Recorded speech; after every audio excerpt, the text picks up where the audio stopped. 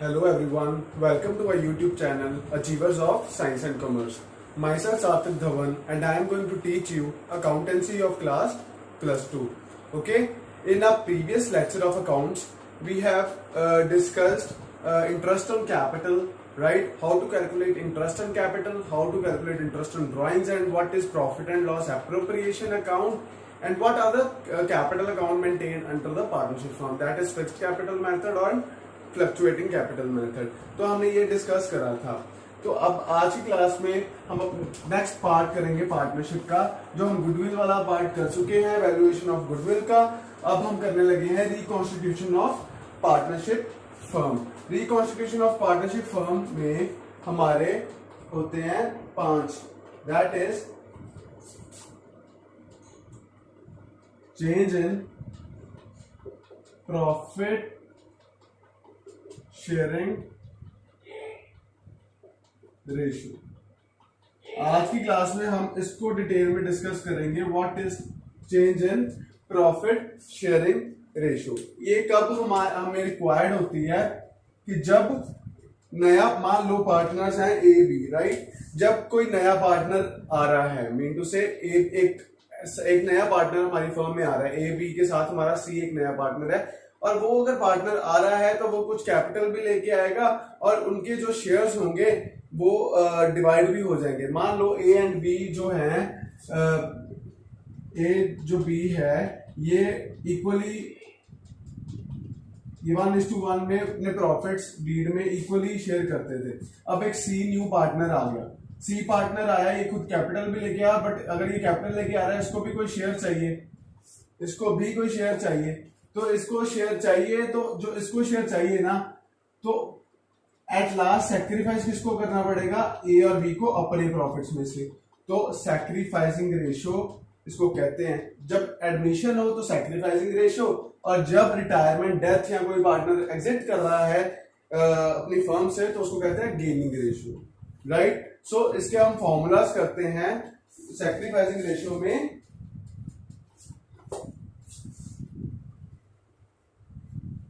Sacrificing ratio means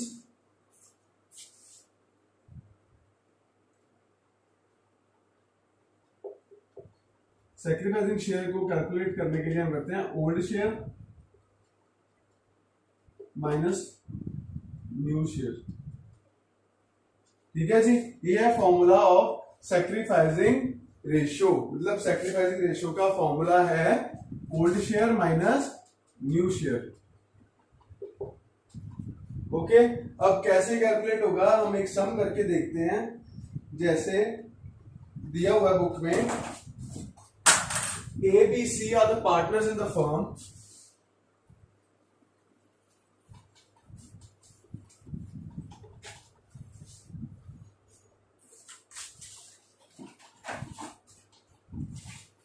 हमें दिया हुआ है ए बी सी वो partners, A B, C were the partners in the firm in the ratio 8:5:3, right?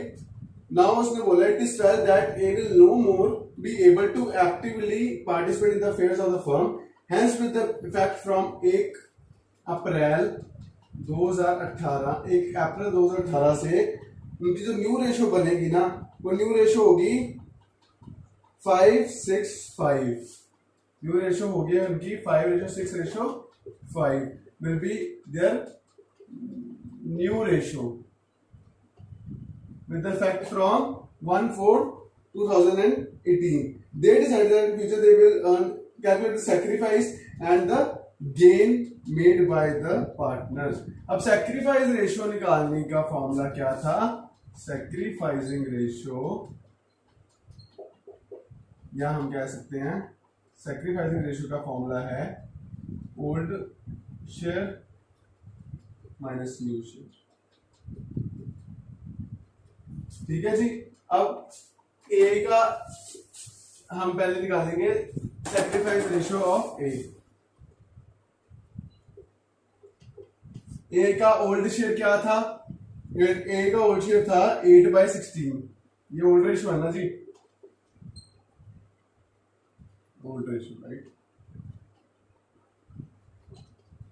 8/16, right, minus इसकी new ratio क्या है 5/16। 8 में से 5 की इसकी बन गया 3/16, ये इनकी इसकी ए की आ गई एस आर, ठीक है। ऐसे ही एस आर ऑफ बी क्या होगा 5/16 माइनस 6/16, तो क्या होगा इसका 1/16 नेगेटिव में।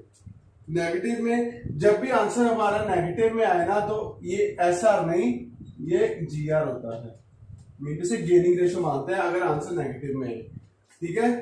क्योंकि देखो ना, पहले इसको इसका मतलब इसको गेन हो रहा है। गेन कैसे, पहले इसको 5/16 मिलता था, अब नई रेशियो में उसको 6 हिस्से मिल रहे हैं। पहले 5 हिस्से मिल रहे थे, अब 6 हिस्से मिल रहे हैं, तो एक हिस्सा उसको गेन हो रहा है, ठीक है। अब ऐसे ही एस आर ऑफ सी क्या होगा 3/16 माइनस 5/16, क्या होगा जी 2/16 जी आर।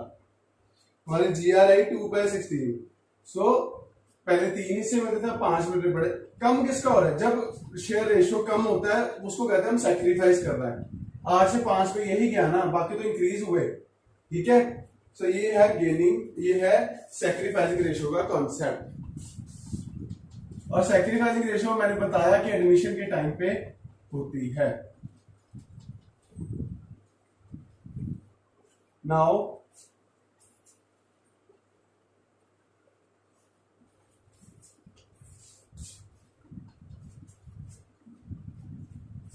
नेक्स्ट क्वेश्चन हम करते हैं गेनिंग रेशियो। जैसे गेनिंग रेशियो का फॉर्मूला भी सुन लो। गेनिंग रेशियो जब रिटायरमेंट और डेथ या रेजिग्नेशन के टाइम पे होता है, उसका फॉर्मूला होता है उसका reciprocal of sacrificing ratio. Sacrificing ratio था ओल्ड माइनस न्यू, इसमें है new ratio minus old ratio. क्योंकि न्यू रेशियो ज्यादा होगी तभी वो गेन कर रहा है वो पर्टिकुलर पार्ट में, तो न्यू माइनस ओल्ड। अब हम प्रैक्टिस करते हैं क्वेश्चंस कुछ। इसका है जैसे लिखा हुआ है, Ram Krishna and Shiva are partners sharing profits in the ratio 2:2:1। Calculate the new profit sharing ratio and sacrificing ratio if Krishna acquires 1/15 share from Ram.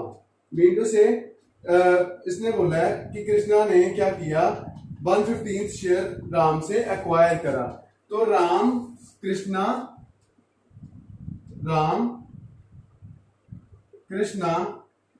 And Shiva का रेशियो क्या था 2:2:1। न्यू प्रॉफिट शेयरिंग रेशियो हमें देखनी है if Krishna acquires 1/15 from Ram, और राम में से 1/15 किसने ले लिया कृष्णा ने। बिंदु से राम का पहले शेयर था 2/5 राम का शेयर था ना, 2/5 में से 1/15 हिस्सा ले लिया कृष्णा ने। तो राम का नया क्या बचा, राम का नया शेयर बचा 6 - 1, ये इसकी आई 5/15। 5/15 आ गई राम की जो न्यू रेशियो। अब कृष्णा का शेयर था 2/5 प्लस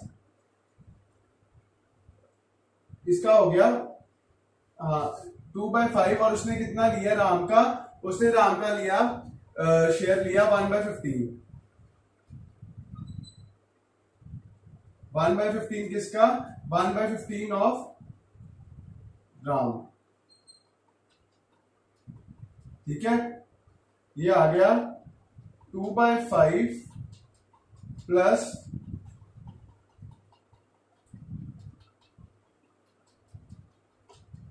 5।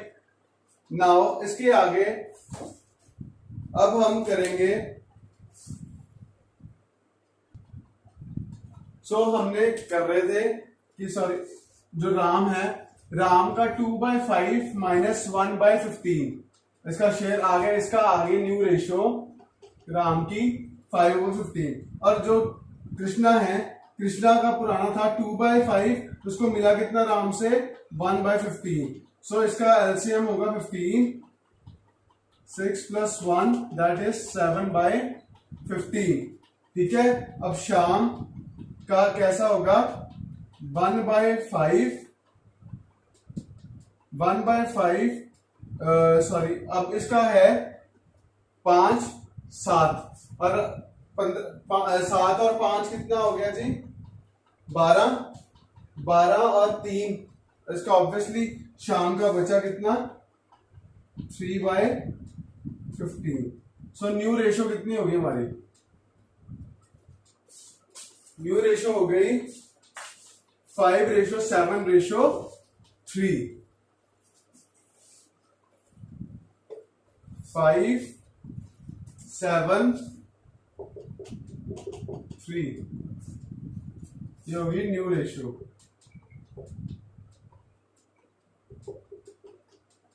न्यू रेशियो की 5:7:3। ओके जी, नाउ ये हमारा सम हुआ सैक्रिफाइसिंग रेशियो और गेनिंग रेशियो का। अब हम प्रैक्टिस करते हैं।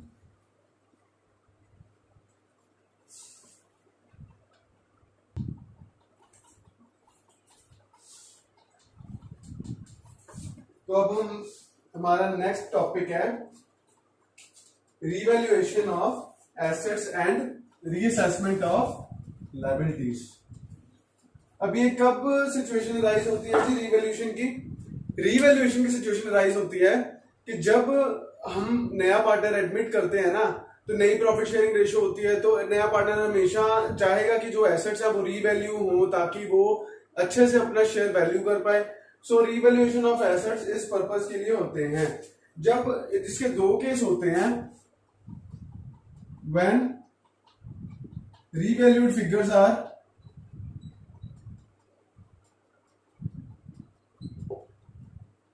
to be recorded in books,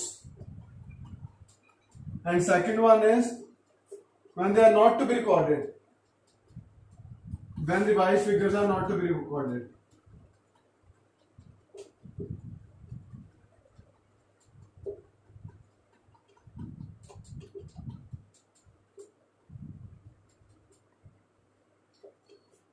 आपको हम अभी फर्स्ट केस डिस्कस करेंगे और एक रिवैल्यूएशन का टेबल बनाएंगे कि क्या आइटम्स कैसे वहां पे शो होती हैं, रिवैल्यूएशन अकाउंट कैसा बनता है। हम रिवैल्यूएशन अकाउंट बनाने के बाद जर्नल एंट्रीज देखेंगे, इसकी अकाउंट के थ्रू ही इजी हो जाएगा।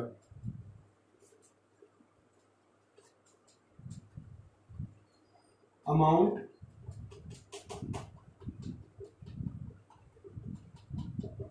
पर्टिकुलर्स,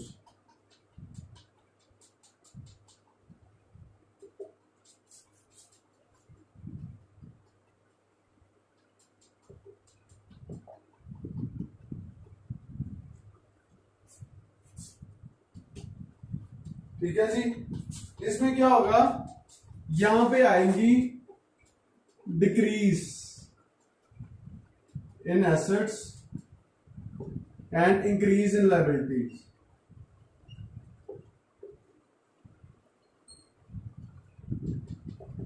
और यहां का reciprocal, increase in assets and decrease in liabilities.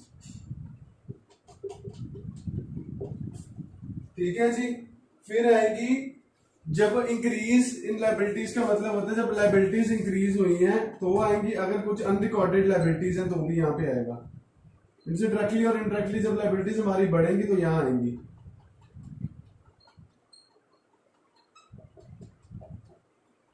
ठीक है, फिर यहां पे आएगी और यहां पे ऐसे कि हमारा आएगा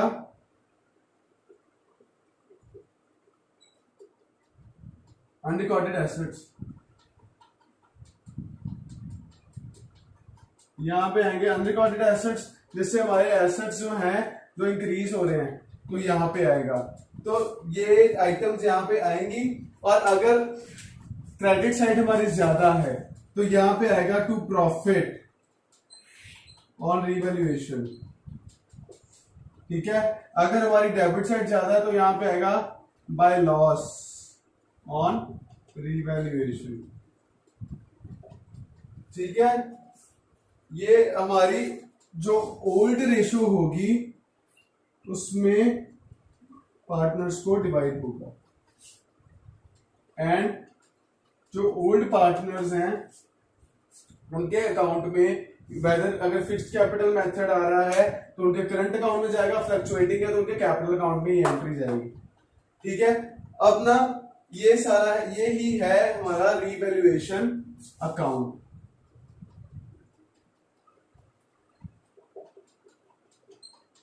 okay ji,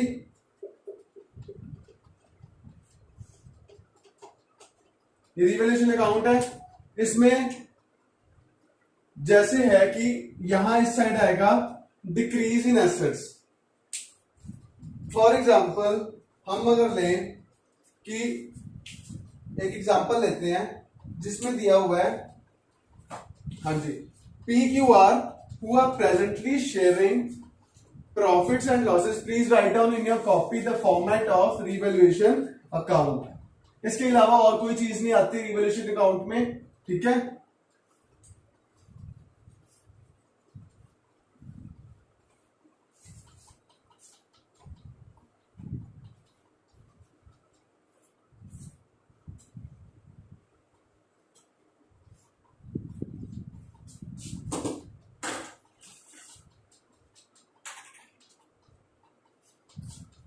PQR who are presently sharing profit and losses in 5:2, PQR जो है 5:3:2 के से डिवाइड करते हैं। Decided share future profits and losses, ये उनकी ओल्ड रेशियो है। वो कह रहे फ्यूचर में ना वो करना चाहेंगे 2:3:5, ये उनकी न्यू रेशियो होगी। साथ में उसने बोल दिया बैलेंस शीट दे दी हमें जी 31 मार्च 18 की, उसमें उसने दिया land building 5 lakh, balance sheet उसने दे दी 31 मार्च 18 की, जिसमें लैंड एंड बिल्डिंग उसने दे दिया 5 लाख का, और प्लांट मशीनरी दी हमें 2 लाख की। फिर स्टॉक दिया 60 का, debtors 6 lakh minus provision for doubtful debt 20,000, 5,80,000। फिर sundry creditor 6 lakh, outstanding rent 20,000।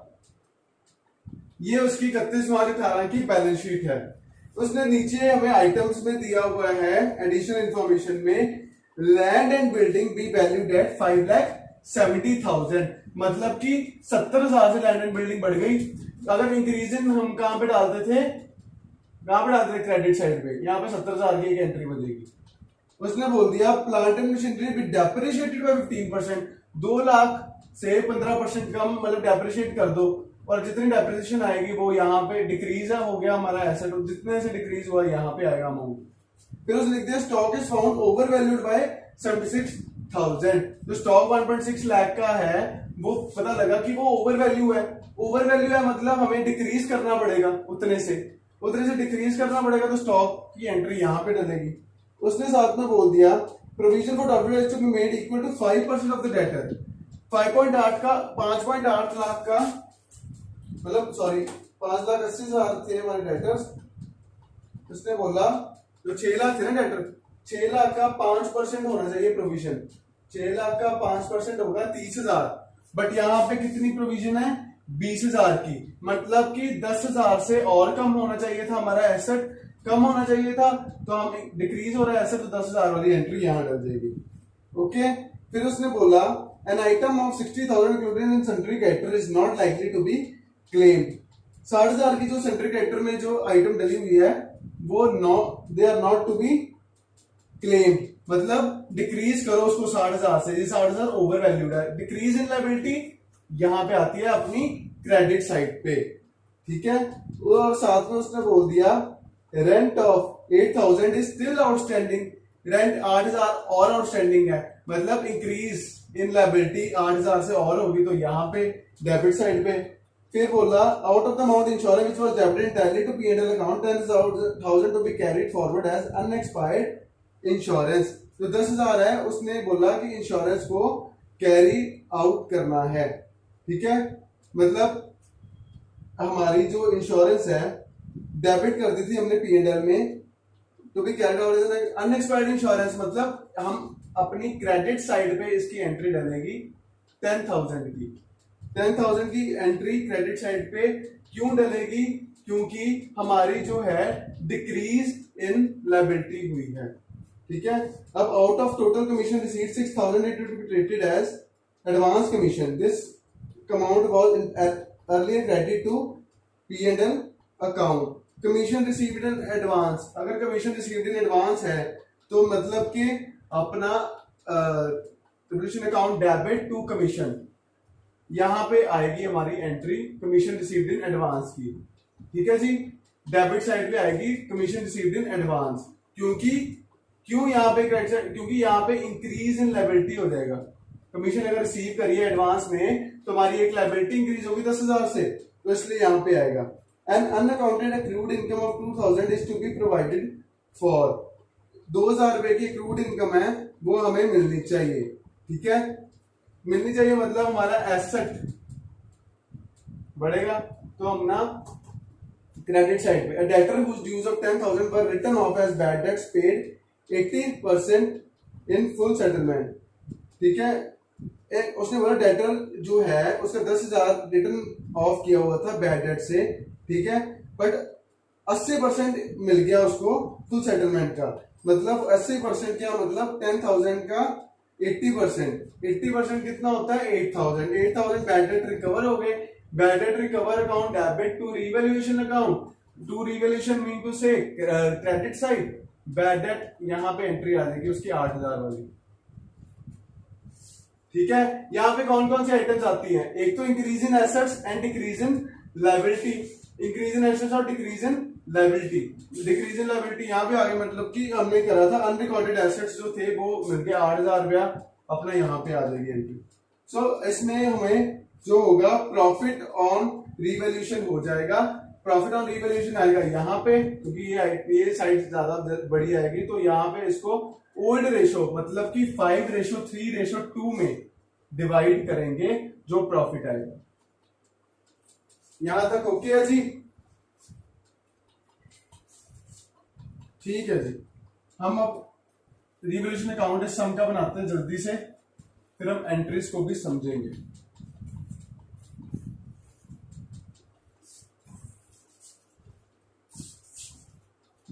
Revaluation account जो है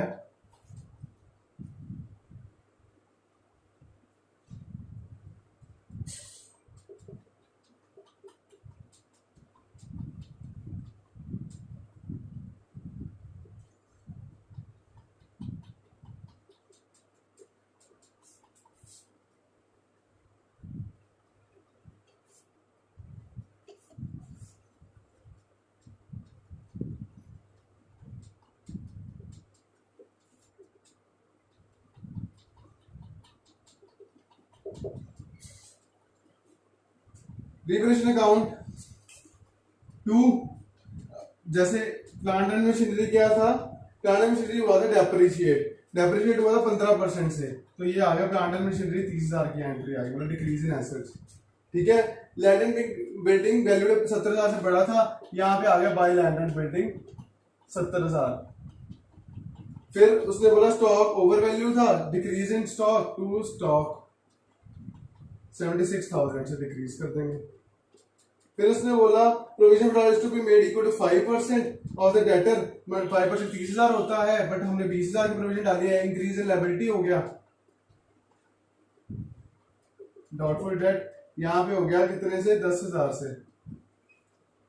तो उसने बोला item 69 including is not likely ये अपना डिक्रीज इन लायबिलिटी 60,000 की होगी बाय सन्ड्री क्रेडिटर कितना 60,000। फिर उसने बोला rent of 8,000 is still outstanding liability increase हो रही है जी, इंक्रीज हो रही है यहाँ पे टू रेंट कितना 8,000 to commission received in advance account. अब उसने बोला total commission received 6,000 advance commission credited to P&L account. Advance commission करेंगे बट ये जो क्रेडिटेड कर दी हुई है P&L अकाउंट पे। एडवांस कमीशन मतलब टू कमीशन करेंगे, टू कमीशन कर दी 6,000 की, ठीक है जी। क्यों? क्योंकि हमारा जो है लायबिलिटी एक हिसाब की इंक्रीज हुई। Out of the amount insurance which was entry to P&L 10,000 to be carried forward as unexpired insurance. ये हमारा एक एसेट बन गया 10,000 का। सो यहाँ पे करेंगे prepaid insurance by prepaid insurance कितने का 10,000 का, ठीक है। अब आगे उसने बोला unaccounted accrued income of 2,000 be provided for. जो एक्रूड इनकम है अनअकाउंटेड थी 2,000 की, वो मिल जाएगा 2,000 की एक्रूड इनकम की entry. Debtor whose dues of 10,000 मतलब लेने वाली जो इनकम है वो यहाँ पे, क्योंकि वो एक एसेट है हमारा, whose dues was written off as bad debts paid 8,000 in full. 8,000 में मिल गया, बाय बैड डेट रिकवर्ड हो गया जी, रिकवर्ड हो गया 8,000 से। अगर हम करें तो यहाँ पे आता है जी टू प्रॉफिट ऑन रिवैल्यूएशन कितना आता है हमारा प्रॉफिट 20,000, ठीक है 20,000 आ गया यहाँ पे। तो 20,000 को हम PQR में कितने रेशो में डिवाइड करेंगे, ओल्ड रेशो में, मतलब कि 5:3:2 में। तो हमारा आ गया 10,000, सॉरी इसको अंदर लिख लो 10,000 6,000 एंड 4,000 10, 6, 4। ये हमारा हो गया सम रिवैल्यूएशन का।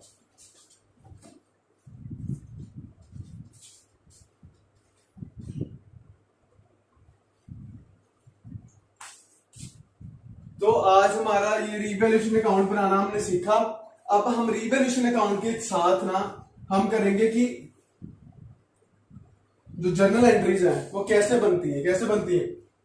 मान लो हुआ decrease in asset, decrease in asset आता है हमारा यहाँ पे, इंक्रीज यहाँ पे। अगर डिक्रीज इन एसेट है तो आएगा revaluation account debit. Revaluation account है ना, जो अब जनरल एंट्री का फंडा बताता हूँ। रिवैल्यूएशन अकाउंट है वो क्या है, डेबिट है, डेबिट साइड है ना रिवैल्यूएशन अकाउंट की। तो आएगा revaluation account debit to plant and machinery, to मतलब asset to plant and machinery 30,000, ये हमारी पहली एंट्री। दूसरी एंट्री रिवैल्यूएशन अकाउंट क्रेडिट है ना, तो आएगा land and building account debit to revaluation credit side पे। फिर आएगा by sundry creditor account debit to revaluation. Prepaid insurance account debit to revaluation. Accumulated income account debit to revaluation. Revaluation account जो है ना ये हमारा मेजर है, इसका डेबिट क्रेडिट हमने देखना किधर है। अगर ये डेबिट है तो जनरल एंट्री में भी ये डेबिट आएगा। ये अगर इसकी क्रेडिट साइड पे जो एंट्रीज है तो जनरल में भी इसकी क्रेडिट साइड वाली एंट्रीज आएंगी। तो स्टॉक है, स्टॉक कहां पे है, डेबिट, मीन टू से इसमें डिक्रीज इन स्टॉक हुआ, डिक्रीज इन स्टॉक की एंट्री हुई revaluation account debit to stock. So ऐसे करके हमारा ये आ गया। और ये जो हमारा प्रॉफिट और रिवैल्यूएशन है, हमने याद करो जब कैपिटल अकाउंट और करंट अकाउंट हमने करा था उसमें एक एंट्री थी profit on revaluation and loss on revaluation, तो यहां से ही वो वहां पे ट्रांसफर होगा। सो आज की क्लास हम यहां तक रखते हैं। पहला वाला केस क्या किया हमने, रिवैल्यूएशन अकाउंट कैसा बनता है। तो आप अपने घर में आपकी बुक्स में जो भी एक्सरसाइजेज है रिवैल्यूएशन अकाउंट के रिलेटेड एक दो बार ट्राई करना, ठीक है। फिर अगर कोई भी किसी भी सम में कोई भी डाउट हो तो आप प्लीज उसकी पिक या उसका स्क्रीनशॉट लेके कमेंट बॉक्स में डाल दो। I will solve that and I will clear your doubts as early as possible. So we will continue this class in our next lecture. Till then, thank you so much for watching our videos. If you didn't subscribe our channel, then do subscribe our channel and like, share and comment on our videos. Till then, thank you. Bye-bye.